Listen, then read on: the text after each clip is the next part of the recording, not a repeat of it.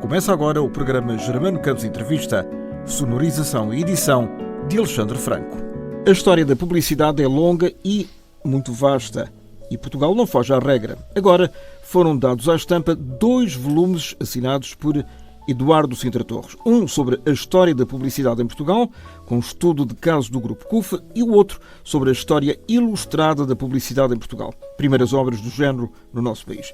Vamos entrar neste mundo fascinante com o seu autor. Muito bem-vindo, Eduardo. Obrigado.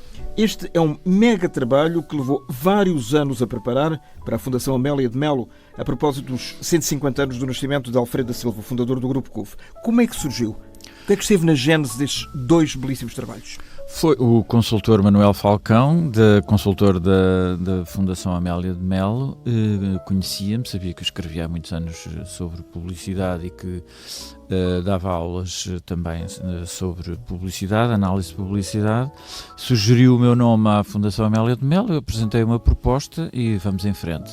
A proposta era para escrever um livro sobre a publicidade do Grupo CUF, que começou em 1865, o grupo não, mas a empresa CUF, 1865, depois no fim do século entra como acionista Alfredo da Silva, que é depois o responsável, de facto, do crescimento da empresa e do grupo. E dado que não havia estudos sobre a história da publicidade em Portugal, enquanto tal, quer dizer, havia coisas muito particulares sobre o Diário de Notícias, sobre a Gazeta de Lisboa no século XVIII, sobre cartazes, mas mais do ponto de vista do design, eu achei que não ia poder escrever uma boa história da publicidade do Grupo CUF se não tivesse o conhecimento da publicidade em Portugal, da história da publicidade em Portugal. E, portanto, uma coisa levou à outra. E uma coisa levou à outra. Propus à Fundação escrever uma história da publicidade em Portugal e no pacote propus também que se fizesse uma história ilustrada da publicidade em Portugal, porque eu sabia que muito do que eu ia aprender não era em textos escritos, era em anúncios, quer de imprensa, quer outras formas de publicidade, quer de rádio e de televisão e de cinema. E de cinema. E por isso propus que não fosse apenas umas fotografiazinhas no livro da história da publicidade em texto escrito, mas fosse um livro independente. E isso também foi aceito. Tive sempre o apoio entusiástico do secretário-geral da Fundação e da Fundação, não é? Amélia de Melo, e foi assim que avancei. Por isso, como era uma coisa mais demorada, demorou 4 anos e tal, e quase 5 anos desde que fui contratado. Mas valeu a pena porque são 2 belíssimos trabalhos. Qual é que é o anúncio mais antigo da imprensa portuguesa? Tens alguma ideia? Sim, esse já era conhecido. E qual era o tema? O tema era a chegada a Lisboa de um professor de francês que se anunciava na Gazeta de Lisboa em 1715, julgo que no número 3 da Gazeta de Lisboa. Século XVIII. Sim. E ele precisava de se dar a conhecer, e a maneira mais fácil era a publicidade. Como em França já era mais comum a publicidade, talvez por isso é o primeiro anunciante. E o que é que dizia? Tens ideia? Dizia que ele se oferecia para, recém-chegado a esta corte, oferecia-se para dar aulas e julgo que indicava a morada e o nome. Era só isto, eram 4 linhas, não é? Portanto, era o primeiro anúncio, digamos, foi autoproposto, ele é que se propôs. Não sabemos, isso não sabemos, não há essa indicação, é uma suposição que eu nem sequer pus no livro, mas que estou-te a dizer aqui, que é pelo facto de ele ser francês e vir de um país onde já havia publicidade. Já estava meio encaminhado. Já estava meio encaminhado o pensamento, pensar, quer dizer, tu chegas a uma capital e tens que anunciar os teus serviços. Vais andar de porta em porta. Se já há um jornal, que era o único, a Gazeta de Lisboa, tenderás a perguntar: olha, posso pôr aí anunciar. E tendo em conta que havia se calhar muito pouca gente a ler, não é? Mas os suficientes para que o anúncio produzisse efeito. Sim, eram, porque antes disso tinha que ser por uma tabuleta e, claro, porta a porta, através da publicidade oral. Assim, desta maneira, o anunciante anunciava-se a milhares milhares de pessoas, e essas milhares de pessoas podiam referir a outras pessoas: olha, chegou agora um francês que vai dar aulas. O boca a boca sempre funcionou muito bem. Claro, é mencionado no livro. E em relação a produtos? A produtos, havia anúncio de produtos, digamos assim, em grosso. Chegou da Índia uma remessa de tecidos tais. Há à venda produtos perecíveis. Também havia anúncio disso, que era para fazer escoar mais depressa, não é? Porque podiam apodrecer. Mas é mais tardio. Não muito tempo, mas é mais tardio. Depois, produtos de marca, ou com nome, digamos assim, só no século XIX é que eu os encontro. Obviamente, tudo pela imprensa escrita, não é? Não, havia muita publicidade, a que eu dei a máxima importância nas tabuletas. Havia em Lisboa, Porto e seguramente noutras localidades, não é? Do Porto, inicialmente não é conhecido, de Lisboa são conhecidas centenas de tabuletas. Mas tabuletas que à beira da estrada ou no meio da cidade? Não, tabuletas nas portas, nas janelas, nas portadas, sei lá, mesmo, por exemplo, nas floreiras, punham a tabuleta na floreira, havia de tudo. E essa publicidade foi para mim muito interessante recuperar para a história da publicidade em Portugal. Primeiro porque era muito colorida. Segundo porque não tinha, digamos assim, um controle de censura político como na Gazeta de Lisboa, que era um jornal controlado, digamos assim, pela corte e pela censura mesmo. E depois porque era uma publicidade feita por gente mais popular. E, portanto, tinha erros de ortografia divertidos, como aqueles que nós hoje vemos nos rodapés da televisão. Ou em muitas redes sociais. Ou em muitas redes. De que maneira. E tinha erros divertidos, mas também tinha uma inventividade que não existia na imprensa de maneira nenhuma. Na imprensa, os anúncios naquele século XVIII e princípio do século XIX eram muito sérios. Muito sérios, porque era para um público sério e tu tinha aquela seriedade própria que imaginamos numa corte. Aqui não, aqui temos, não sei se balões, mas pelo menos tínhamos frases a sair da boca de pessoas pintadas, portanto, já tinha desenho. Sim, e tipo banda desenhada. Banda desenhada e havia desenho que não acontecia na publicidade de imprensa, isso só muito mais tarde. Ou seja, a parte popular, digamos, da publicidade pode ter nascido aí. Sim, a criatividade. E no pregão. O pregão, de que temos registro dos pregoeiros enquanto profissão, temos registro desde o início da monarquia, não é? Mas o primeiro documento que eu reproduzo é do século XIV, da Câmara de Évora. Mas podia ser da Câmara de Lisboa. Ou seja, esses pregoeiros eram pagos para reproduzir determinada frase a um produto. Sim, eram empregados, eram funcionários públicos. Era como a RTP. Era uma empresa pública que tinha publicidade. E, portanto, eles eram funcionários públicos, recebiam o salário. Porquê? Porque tinham que transmitir oralmente, porque a maior parte da população era analfabeta, tinham que transmitir que a Câmara manda fazer isto, que o rei anuncia isto ou aquilo, ou um casamento real, ou alguma ordem, ou aumento de impostos. Ou seja, eram editais sonoros. Eram editais sonoros. E depois, eles também eram contratados e, portanto, as câmaras permitiam que eles fossem, e estabeleciam como é que era, que eles fossem contratados para fazer publicidade a privados. Porquê é que era muito importante? Imagina que eu tinha um boi para matar e para vender a carne. Não havia frigoríficos, não havia forma de preservar e, portanto, o pregoeiro anunciava que a venda do boi e ele, pregoeiro, recebia uma comissão. Que é o mesmo processo da publicidade até hoje de manhã. São os comissionistas. Comissionistas, e eles recebiam, no caso de Évora, 1% do negócio da venda. Independentemente se desse ou não, sim, se concretizasse o negócio. Aquilo que fosse vendido, o anunciante não era a Câmara, claro. O anunciante tinha, o dono do boi, neste caso, isto é um exemplo inventado por mim, teria que pagar 1% ao pregoeiro. E quando é que começou a tomar uma forma, digamos, mais industrial? Portanto, eu estabeleço duas mudanças aqui, ou três, se quiseres.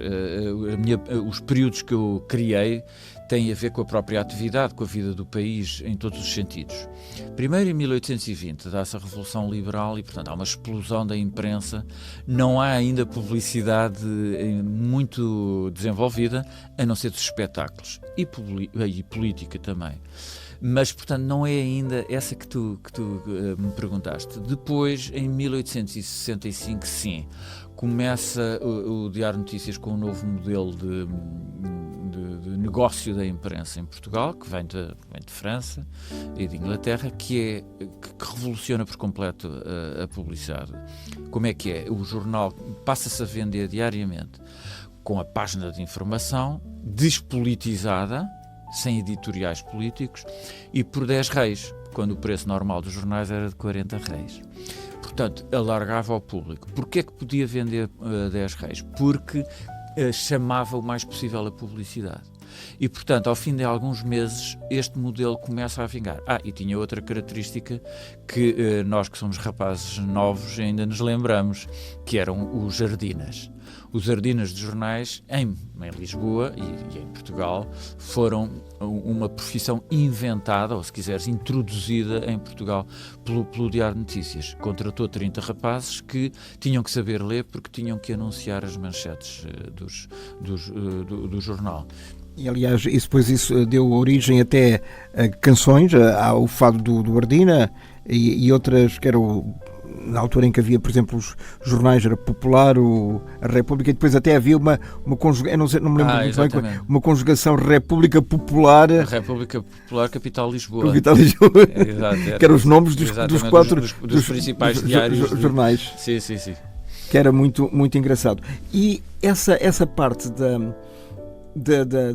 da publicidade com alguma forma mais moderna chamava também muitos criativos, ou seja, há gente que não sabe que houve grandes escritores e poetas que foram publicitários e criativos, quer no passado, quer no passado mais recuado, quer num passado mais recente, como por exemplo no caso do Ari dos Santos e outros. Muito bem, deixa-me só voltar atrás, porque eu não respondi exatamente à questão da indústria e gostava de responder. Sim, senhor. Quando é que começou a tomar forma? Em Portugal não havia uma grande indústria e, portanto, o que acontece é que o fontismo, portanto, Fontes Pereira de Melo, introduz um capitalismo financeiro e liberal que permitiu, através de espatifando dinheiro inglês e dos bancos suíços e franceses, etc., permitiu um desenvolvimento prévio à industrialização, que foi o das comunicações. Todo o tipo de comunicações, estradas, caminhos de ferro, etc., ligação à Europa, e, portanto, a partir daí é que foi possível haver uma industrialização que eu noto perfeitamente, e qualquer pessoa nota na imprensa, na publicidade, a partir do fim do século. Eu diria a partir de 1880 e tal, é que se nota que há aqui já fábricas, indústrias. As anteriores são exceções que confirmam a regra de não haver. Pronto. A partir de 1914 é que nós temos a publicidade moderna científica. Isso tem alguma coisa a ver com a guerra ou não? Nada. É apenas uma mera coincidência. O início da Primeira Guerra Mundial. Não tem nada a ver. A guerra não se nota na publicidade, há uma diminuição da publicidade, há um pior papel nos jornais, era um papel horroroso e, portanto, isso dificultou a impressão de gravuras, de imagens. Aliás, isso tu deves ter visto isso com certeza na biblioteca ou na hemeroteca, não é? Eu vi em 20 bibliotecas, arquivos, 30, 40, vi em muitos, eles estão listados no fim do livro. E, portanto, a partir daí, o que é que acontece? Em 1914 tem duas coisas. Primeiro, a fundação da primeira agência de publicidade moderna em Portugal, realmente criativa, não era só para colocar anúncios como as anteriores, era mesmo para criar anúncios, aquilo que nós vemos hoje começa em Portugal em 1914, no Porto, com o Escritório Técnico de Publicidade, ETP, fundado por Raul de Caldevila. E a guerra tem uma influência, mas é a nível individual. Regressa a Portugal um artista, Leal da Câmara, que já fazia anúncios em França e também fez alguns em Madrid, em Espanha. E fez a primeira conferência sobre publicidade em Espanha, em 1914 ou 15. E ele regressa a Portugal e vem fazer uma conferência que faz muitas vezes. Ele não foi publicitário, digamos assim, de agência, um profissional da publicidade, mas fez cartazes. Tenho um muito bonito da revista Miau, que era uma revista dele, lindíssima, com uma letragem linda e um gato desenhado magnífico. O Afonso Costa é muito pequenino no fundo do cartaz. E ele lança, também ajuda a lançar a publicidade científica. Na Casa Museu Leal da Câmara, onde eu estive durante a pandemia, pude ver, e depois simpaticamente foi-me fornecida, um conjunto de cartões que nós hoje chamaríamos slides, diapositivos, só que eram cartões, da conferência que o Leal da Câmara fez durante décadas, talvez até 1930 e tal, sobre a publicidade, que é, digamos assim, um manifesto da publicidade científica em Portugal. Ele fez aquilo várias vezes em Espanha, em Portugal, julgo que em França, pelo menos uma vez no Brasil, essa conferência. E, portanto, tem um lugar importante também no meu livro. O Bordal Pinheiro, enquanto autor também de caricaturas e cartoons, como se diz hoje, teve alguma influência e teve alguma colaboração? Ainda bem que referiste. O Bordal Pinheiro, que era um gênio do desenho, da caricatura, fez anúncios. Ele tinha os seus jornais, também queria anúncios dos outros, mas fez anúncios para alguns anunciantes. Também está no livro ilustrado e também refiro no livro de texto. E também fez uma coisa muito, muito gira que já existia no século XVIII e que eu localizei, que foi anúncios falsos. Não é? Portanto, o que é que acontece? A publicidade introduz uma nova maneira de comunicar. Mesmo o texto escrito, o mais sério possível no século XVIII, já era uma linguagem um pouco diferente da linguagem habitual. Que publicidade enganosa, podemos dizer? Não era enganosa, era para gozar. Era falsa, era mentira. Era mentira. Não era fake news, era fake pub. Era fake ads, fake advertisement, foi o que eu lhe chamei no livro texto. Eu inventei essa expressão em inglês, precisamente, que tu agora também estás a inventar, precisamente porque ela aparece logo no século XVIII. Faziam coisas engraçadíssimas, anúncios falsos engraçadíssimos para brincar, pronto, como se faz hoje. Mas para quê? As pessoas caíam? Houve uma vez que caíram, que foi com um anúncio que era muito engraçado, que foi um anúncio que foi também em cartaz, que está na Biblioteca Nacional, que eu também reproduzo no livro de imagens, que era um anúncio a dizer que um oficial inglês, vai ver lá tu como é divertido, um oficial inglês vai fazer a travessia do Tejo em Belém, em pé, portanto, como Jesus Cristo, não é? Embora não fosse referido isso, mas com umas botas de cortiça. E, portanto, aquilo juntou centenas ou milhares de pessoas, eu dizia a hora, o dia e a hora, juntou centenas ou milhares de pessoas em Belém para irem ver aquilo. Diz-se, que eu encontrei depois na imprensa, que teriam sido abrantinos, pessoas de Abrantes, que queriam que toda a população fosse para Belém, a população de Lisboa, que não era a mesma coisa que Belém naquela altura, que era para eles poderem ir recuperar uma obra de arte de Abrantes que tinha sido transportada para Lisboa durante as invasões francesas para a proteger. E depois eventualmente foi para o Brasil, já não sei exatamente com o acordo. Mas o que é facto é que existe essa história e de facto a obra voltou para Abrantes. Portanto, concretizou-se esse objetivo. E o Bordal Pinheiro fez anúncios magníficos, esses com anúncios verdadeiros, e fez um falso muito giro em que o Parlamento, portanto São Bento, que está agora hoje na moda, era representado como uma fábrica de bolachas. Qual era a analogia? Não me recordo da analogia, mas enfim, devia haver bolachada, se calhar. Provavelmente, ou bengaladas. Bufetadas. Há pouco estava a falar dos criativos. Houve muita gente realmente sim. do Bordal e não só, a nível de textos, então, que inventaram os bordões, inventaram frases que ficaram. Sim. O Ari dos Santos é um dos casos, o Alexandre O'Neill é outro caso que eu desenvolvo bastante. A Marimar? A Marimar, a ir e voltar, sim. Não, é que isso que hoje não são anónimos, tem assinatura. Tem assinatura. E, portanto, a publicidade, nessa altura já havia um conjunto de agências profissionais, não é? Nos anos 40. Até ali houve artistas a fazer publicidade, desenho, pintura, etc. Pintores que faziam publicidade, como acontecia em França, Inglaterra. E depois há uma altura em que também pessoas de texto começam a fazer publicidade. O Fernando Pessoa é uma delas. O Fernando Pessoa normaliza, digamos assim, que um poeta seja também publicitário, não é? Ou seja, não ia ao fundo, digamos, da sua intelectualidade se inventasse uma coisa para se vender. Exatamente. Isso é exatamente o que eu digo no livro. É que o próprio Fernando Pessoa era normal ele ser publicitário, ele fazer publicidade, ele trabalhar para empresas comerciais, ele escrever cartas comerciais, ele traduzir cartas comerciais. Para ele era uma atividade normal. Ele tinha a ganhar o seu dinheiro, não é? Tinha a ganhar o seu dinheiro. E ele digamos que utilizou a publicidade na sua obra poética. É isso que eu também desenvolvo em algumas páginas no livro de texto. Ele e não só, o Sá Carneiro, Mário Sá Carneiro também fez isso. Depois, há para voltar ao Ari dos Santos, e a essa ele geração. chamava-se copywriter. Sim, copywriter é a pessoa que faz o texto para os anúncios. O Ari dos Santos e muitos outros, o Stal Monteiro também, etc. Eram pessoas que faziam publicidade por gosto, não é? Porque era a sua profissão, mas vários deles também porque não podiam ser funcionários públicos. Eram comunistas, eram da oposição, não podiam ser trabalhar como professores, etc.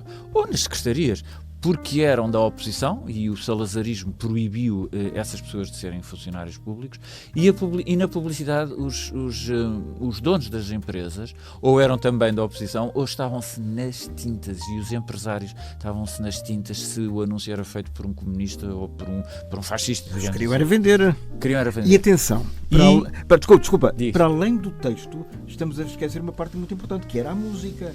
Música também, sim. A música, por exemplo, eu recordo que o Luís Cília, um grande cantautor, fez muitos singles. Fez muita publicidade e continuou a fazer depois, e também música para televisão, etc. Não é? E, portanto, mas estes dos 30 segundos ainda é mais difícil. Estás a ver?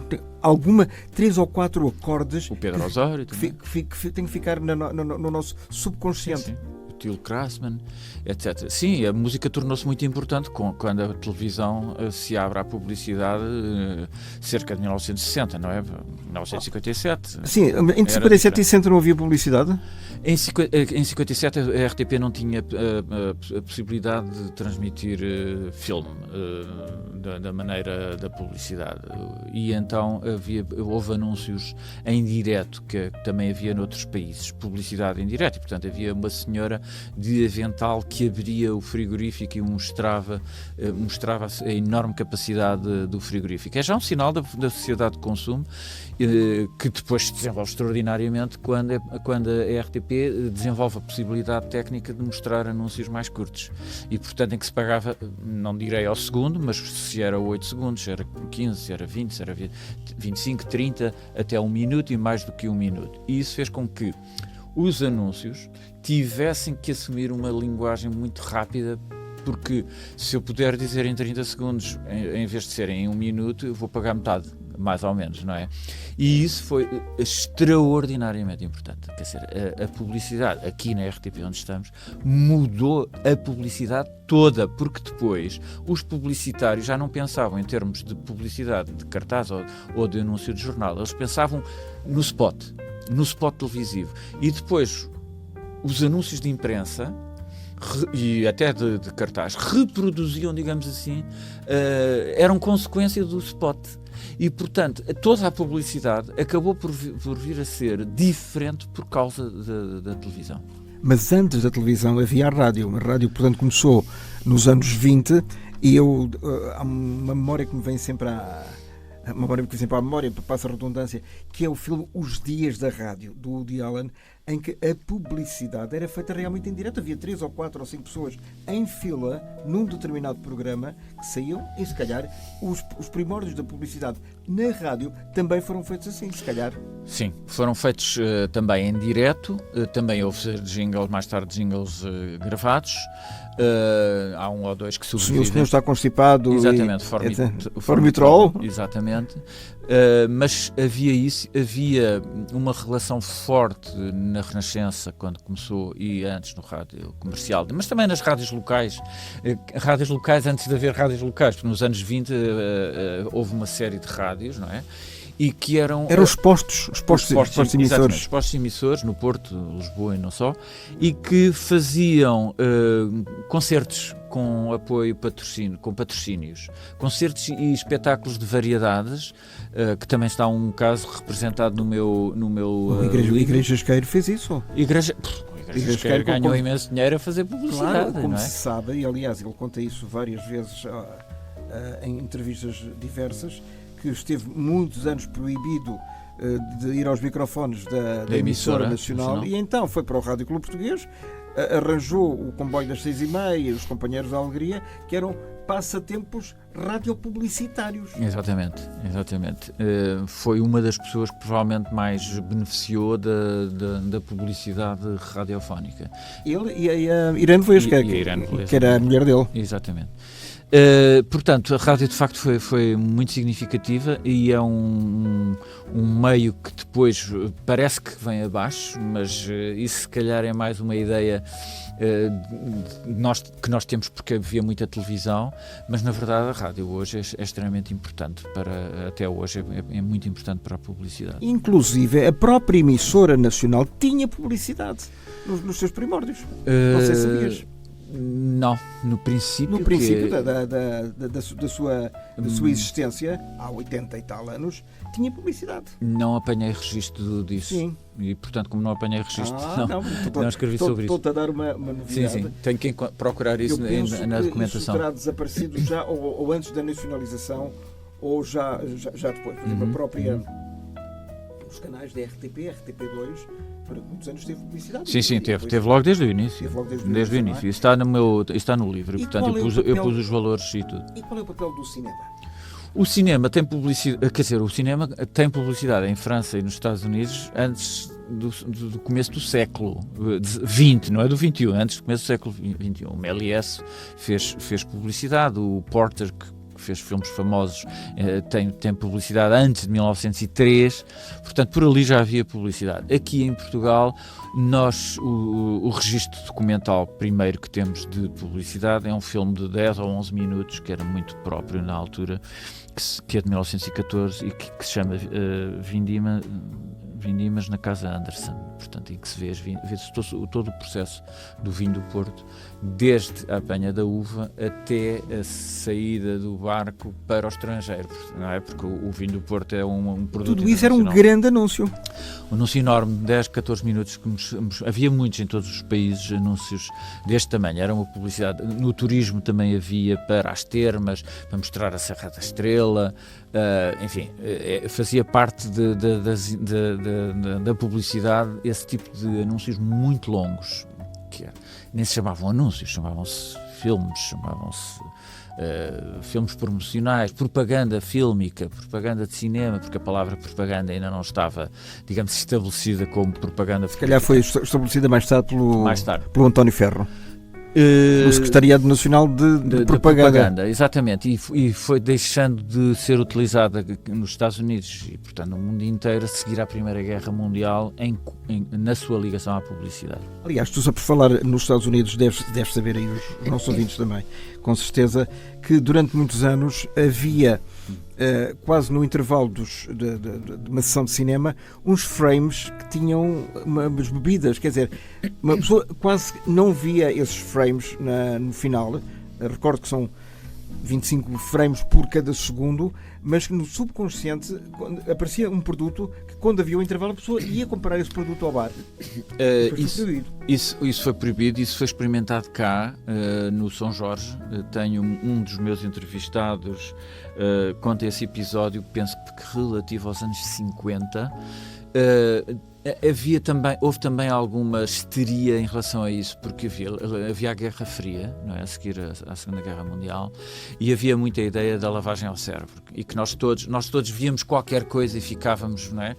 Se víamos um filme fascista, ficávamos fascistas, uns frames fascistas, ficávamos fascistas, víamos uns frames soviéticos, ficávamos comunistas e por aí fora. Havia muito essa ideia da lavagem ao cérebro e de que era possível conquistar as massas todas coletivamente, através... Não eram propriamente massas alimentícias. E não eram massas alimentícias, massas populares. E portanto, mas isso é quase um momento anedótico, digamos, na história da publicidade, porque não resultava da maneira que as pessoas pensavam, porque as pessoas podiam ficar no subconsciente com uma imagem da cor do produto que se via no frame, mas não exatamente o frame. É claro que depois podia influenciar, porque se fosse encarnado, se calhar nos Estados Unidos iam beber Coca-Cola, mas não se comprovou. Qual a tal bebida que primeiro estranha-se e depois entranha-se? Sim, não era assim a frase. Não era? A frase que tu estás a dizer é uma melhoria que foi aplicada ao slogan do Fernando Pessoa. Uma adaptação. É uma adaptação que melhorou, de facto, porque o que ele escreveu, e saiu em anúncios para aí com uns 8 centímetros de largura e 2 ou 3 de altura, o que ele escreveu foi: no primeiro dia estranha-se, no quinto dia entranha-se. E portanto depois foi melhorado por nós todos, digamos, coletivamente. Lá está, as massas populares. Claro, e foram reduzindo, não é? Reduzimos para primeiro estranha-se, depois entranha-se. De facto corresponde ao produto, de facto, acho eu. É uma coisa que primeiro estranha-se e depois entranha-se. Mas na verdade o que o Fernando Pessoa terá escrito não foi exatamente isso. E houve muita gente, eu estou-me a recordar, por exemplo, na rádio ainda, os Parodiantes de Lisboa, que tinham... Os programas deles tinham vários segmentos humorísticos, mas no meio destes segmentos havia só publicidade. Exato. E algumas ficaram, o Polilon, por exemplo, não é? Pois, J. Pimenta. Pois, J. Pimenta, claro. E já agora que falas nos Parodiantes, que são, de facto, um caso de extraordinário sucesso popular. Criativos, muito criativos. Eles também fizeram qualquer coisa que eu encontrei num arquivo, que chamavam-lhe a publicidade viva. E como naquele caso eles fizeram o registro intelectual da coisa, eu pude ver o registro no arquivo. E era o quê? Publicidade viva. Eram quadros de revista, feitos como na rádio, ao vivo, em direto. Quer dizer, acabavam nas revistas e nas peças, enfim, acho que era só revistas. No caso era no Monumental, no Teatro Monumental. Acabava o intervalo da revista e entravam um conjunto de atores, figurantes, que faziam publicidade viva, isto é, ao vivo, com música, com slogans e com letra de canção. Podes, embora se calhar é muito difícil e é uma pergunta sem resposta, qual foi o slogan de maior sucesso de sempre na publicidade em Portugal? Não sei, talvez criado por uma amiga nossa que morreu há pouco tempo. Estás a falar da Maria Eduarda Colares. Maria Eduarda Colares, pessoa que eu pude entrevistar talvez há 3 anos ou 4, já não me recordo, e que me deu foi uma entrevista extraordinária que enriqueceu bastante. Uma das 26 entrevistas. É quem aproveito para homenagear. Neste momento a Maria Eduarda Colares, que nos deixou este ano. E ela fez 2 que marcaram também a minha infância e a juventude, que foi Diga Bom Dia Como ao Cambo, que era um jingle, e outro que foi Você que Pediu um Porto Ferreira, que ainda hoje, digamos assim, é uma frase quase popular. Aliás, até o próprio Herman, mais tarde, foi você que pediu um copo de água, isto no meio do deserto, não, e se calhar se conduzir não beba, coisas assim do género, não é? Sim, e o Visito Portugal Desconhecido. Que parecem frases tão simples, mas de uma eficácia tremenda. Pois, essa é a dificuldade. É serem eficazes e serem simples e de fácil assimilação, poucas palavras. Esse é o segredo de uma boa publicidade. Sim. Posso contar um caso do Ari vontade. dos Santos, que julgo que não está no livro, porque não calhava estar num livro. O livro é muito grande, tem 1000 e tal páginas, mas não um deles. O outro tem 200 Por isso que eu disse que isto era um tratado. Ontem, na apresentação no Centro Cultural de Belém, uma das pessoas muito simpática que falou sobre o livro disse que eram livros pesados e de peso. Por causa do que têm lá dentro. Tem não é? Peso de conteúdo. Exatamente. Então, o Ari dos Santos andavam atrás dele do Secretariado Internacional da Lã. Era preciso a indústria da lã contrariar, fazer concorrência com os novos produtos industriais, fibras, não é? Poliéster, sei lá, terilene, nomes que também fazem parte do nosso universo cultural, social.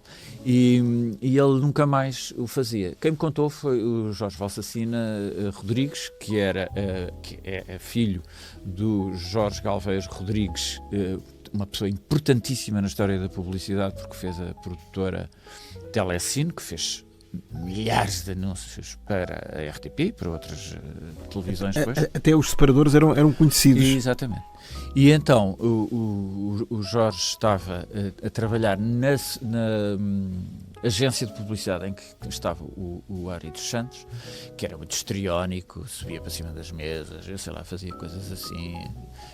E naquela altura havia esse universo lúdico que também ajudava à criatividade, não é?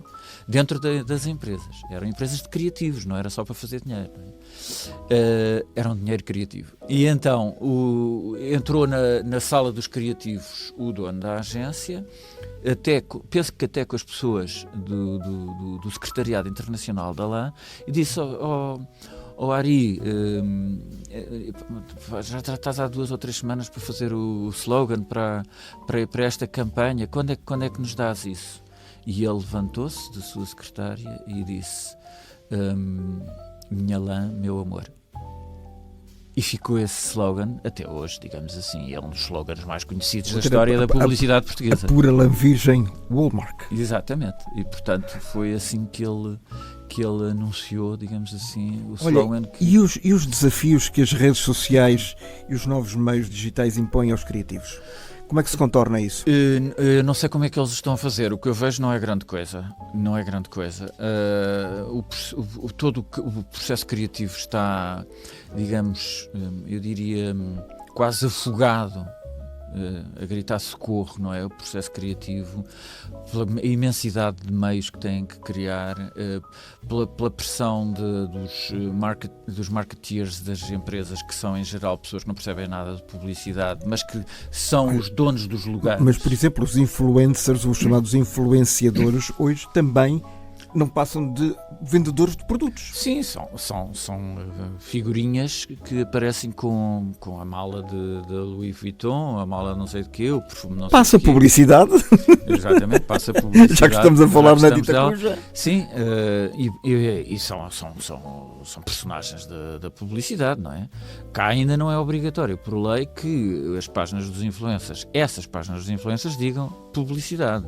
Mas há outros países europeus onde o influencer que aparece ou a influencer que aparece com os produtos e com o anel da marca não sei o quê e com os óculos da marca não sei o quê, tem que lá estar escrito pub. Mas como estamos sempre um bocadinho atrasados em relação ao resto do mundo, 20 anos. Pode ser que em 2043 Sim, consigamos ter aqui qualquer coisa. Eduardo, havia tanta coisa a dizer sobre isto, mas de facto não temos muito tempo, o tempo não estica. Realmente, como a publicidade, temos que condensar isto. Eu queria falar da tua função e da tua atividade de cronista no Correio da Manhã, há muitos anos, atento aos mídia e, sobretudo, à televisão. Tens notado também aqui alguma evolução em relação ao futuro deste meio tão complexo como fascinante? Eu tenho muita dificuldade em falar do futuro, porque o futuro a Deus pertence, não é? E acho que é inútil, porque nós não sabemos como é que vai ser, e quando prevemos provavelmente mal. erradamente. O que eu acho é que as tendências que se vêem, é isso que se pode falar, é que a televisão não vai morrer porque criou uma linguagem. Há uma linguagem televisiva. A gente pode estar numa sala de cinema, mas se for um programa de televisão que está lá a passar, nós sabemos, isto é televisão, isto não é cinema, não é? E a mesma coisa na internet. Portanto, a linguagem de televisão conseguiu estabelecer-se desde os anos 40, 50 cá até ao presente. Esse é um aspecto. A linguagem, para já, vai ficar. Porque está a ficar e saltou para os outros média. Quanto aos canais, digamos assim, às empresas, aí é mais complicado. Porquê? Porque há uma fragmentação muito grande e porque as novas gerações estão habituadas a ver pedacinhos de coisas nos telemóveis, nos iPads, não é? E, portanto, aquela ideia de canal de televisão torna-se irrelevante, menos importante. Eu acho que vão continuar, mas a qualidade vai ter que piorar, por uma razão seguinte, é que não há publicidade que chegue para pagar uma programação luxuosa que atraia muitos milhões. Portanto, atraírem 1 milhão já é uma coisa rara hoje em dia em Portugal. Estou a falar da SIC, da RTP e da TVI. Não é? E só, digamos que um jogo de futebol da seleção, ou do Benfica, ou do Sporting, ou do Porto, ou a final de um festival da Eurovisão, os Jogos Olímpicos, é que conseguem essas marcas. Ou a queda de um governo. Ou a queda do governo, por hipótese temos agora... São os grandes eventos, seja mesmo que seja inesperado, como a queda do governo. Claro, nesta altura, onde estamos a registrar esta conversa, que fica para a posteridade, estamos ainda sob os efeitos e os ecos de uma crise política que não sabemos, julgo que não, quando isto estiver a ser transmitido, já será resolvido, e em que termos. Portanto, há sempre, sobre o futuro, um grande ponto de interrogação. Exatamente. E, portanto, são os grandes eventos. O futebol, que em Portugal é, de facto, um grande evento. Nos Estados Unidos é a final do futebol americano, não é? Que é um acontecimento, mais do que desportivo, é um acontecimento publicitário. Os anúncios naquela final, como é que se chama? Super Bowl. Obrigado. O Super Bowl, os anúncios são feitos só para o Super Bowl a um preço astronómico. Eu acho que são os anúncios, estamos a falar de 4 ou 5 só. Não, são mais. São mais porque tem muitos intervalos. Tem não te esqueças que o desporto alterou-se, as regras do desporto alteraram-se, no basquetebol a mesma coisa, por causa da publicidade. Ao contrário de Portugal, que temos, digamos que as pausas, são as pausas técnicas, o time-out, e as primeiras ou segunda ou terceiras partes, e no futebol temos 2. Lá fora as regras são de X em X minutos, corta. Exatamente. Na NBA a mesma coisa. Eu vi durante muitos anos a NBA no grande tempo dos Bulls de Michael Jordan. Que parece que era de Chicago. Os Bulls de Chicago Bulls, e de facto, quer dizer, os intervalos duravam tanto tempo quase como o jogo, não é? E no futebol americano também, e portanto há vários intervalos e há muitos anúncios feitos para isso. E portanto, só para dizer, são os grandes eventos que ainda nos congregam em torno de um canal de televisão, mas é importante para quem quer ver o jogo, o Super Bowl, se é na NBC ou na CBS ou na ABC, nada, não interessa para nada. Acho eu. Independentemente do canal que transmite. Exatamente, e com o futebol aqui é a mesma coisa. Uma pessoa que seja fanática do Porto ou do Benfica ou do Sporting quer lá saber se o jogo dá na RTP, na TVI ou na SIC. Pode ser que custassem mais que fosse num outro canal, mas querem ver o jogo. Ou na CMTV. Onde a CMTV já há jogos. Também dá jogos de futebol. Dá jogos de futebol. E não só da Arábia Saudita, onde às vezes vemos lá o nosso Ronaldo em atuação, temos a oportunidade de ver ao vivo e a cores num canal que, embora seja pago, portanto, mas não é premium, portanto não tem que ser subscrito por assinatura. Quando é que achas que se isso irá acontecer um dia, que a CMTV passe para o TDT? Para a televisão digital terrestre? Eu penso que está pedido, não é? Mas não sei, é uma decisão política e, portanto, os políticos têm as suas escolhas. Não vejo razão nenhuma para não estarem mais canais, não é só a CMTV, não estarem mais canais na TDT. Quantos estão neste momento? Estão só 6 ou 7. 6 ou 7. A maior parte da RTP. Em Espanha são 100. Sim. Em Itália são 400. Sim, quer dizer, é uma loucura. Não, mas quer dizer, um governo qualquer antigo favoreceu as operadoras de cabo. E o que acontece hoje é que 90% da população têm algum pacote de canais por cabo e, portanto, não precisam de TDT. Portanto, quem tem TDT são, de facto, cerca de 8% da população, para quem aqueles canais que lá estão, que são, portanto, RTP1, RTP2, RTP3, Memória, o Canal Parlamento, chega-lhes esta escolha. Tudo bem, sem problemas, mas também perde-se a oportunidade de haver mais canais de informação e não só, e de criatividade, disponíveis para 100% da população. Claro. Olha, uma última questão, Eduardo, e agradeço muito teres estado connosco agora nestes últimos 3/4 de hora, sem fazer futurologia, e obviamente que já disseste que não podes nem o queres fazer, mas o que é que esperas do próximo governo e de quem tiver, independentemente de quem estiver a tomar conta da pasta da comunicação social? O que é que esperas que seja alterado, se é que esperas que alguma coisa mude? Não, acho que neste caso temos um exemplo do senhor de Lampedusa, não é? Que é preciso que alguma coisa mude para que tudo fique na mesma, não é? E penso que em termos de comunicação social não vai... Aliás, nós não sabemos quem é que vai sair, se vai o PS continuar a ganhar as eleições, se é o PSD, se o PSD consegue formar governo, não sabemos nada, não é? E não sei qual é o programa do PS, sabemos, é este, não é? Deixar tudo como está. No caso do PSD não sabemos, não tem ainda programa, não é? O governo caiu ontem. E não nos esqueçamos que... Nem sabemos se há eleições. E não nos esquecemos que o Chega também terá seguramente uma palavra a dizer como terceira força política. Claro, o Chega também, eu também acho que o Bloco de Esquerda e o PCP têm uma força bastante grande nos média e portanto... Tem boa imprensa, não é? Imprensa, como se costuma dizer. Poderão conseguir, em alguns casos, bloquear determinadas decisões que um governo consiga ou queira tomar. A ver, vamos. Eduardo Sintra Torres, muito obrigado por aqui teres estado. 2 volumes enormes sobre quem goste e quem queira desvendar um bocadinho o universo da publicidade. Em Portugal. Em Portugal. É só em Portugal. Está aí à venda e, por favor, desfrutem. Muito obrigado e até a próxima. Obrigado, eu.